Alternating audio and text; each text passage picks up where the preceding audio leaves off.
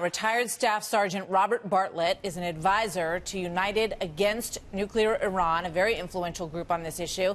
He was severely injured by an Iranian bomb while serving in Iraq. Also with us, Lieutenant Colonel Tony Shaffer, a senior fellow at the London Center for Policy Research. He was at the White House earlier today, consulting on the language that you heard from the president today. And Tony, if I may, let me start with you. What's your take on how they arrived at this language, and what was it like to be there today on this big announcement? Well, look, the bottom line is the White House has been very careful to point out, and let me point out here, Martha, there's a theme. The threat is a return to rule of law. President Trump did remove the subsidies which were not authorized by Congress, and here again, and let me just note, I am amazed by the fact when you speak the truth in this town, sometimes it's controversial. The president has rightly called out the Iranians, both on the history of their bad acts. Look, I faced off against them, Iranian operatives, IRGC, in 2003.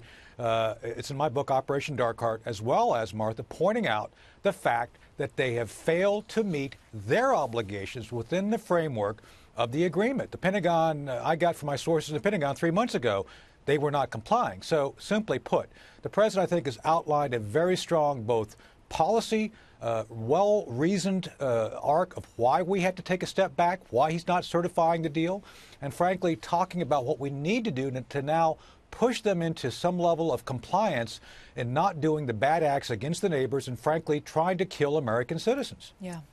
Sergeant Bartlett, you were deeply personally affected by an Iranian bomb, and you also were deeply against the imposition of this deal in the first place. So what are your thoughts today as you look at it and you look across the course of your own life and interaction with this issue, and you see what action the president took today? It's great to see that the American president stood up for the military. You know, President Barack Obama knew that at least 500 military members had been killed at the influence or hands of Iranian coming into Iraq. And here this president is rolling back some of those bad policies that was basically going to get more Americans killed in the future. So for me, it's a great day. Sergeant, you talk about an experience that you had on a plane. Share that with us. So here I am, new in the military, 31, just got out of sniper school. I'm on my way back to Fort Stewart, and then we're going to ship over to Iraq. And I'm sitting there, in a seat, and I'm sitting between two ladies. One lady was visiting, a younger girl. She was visiting from Sweden.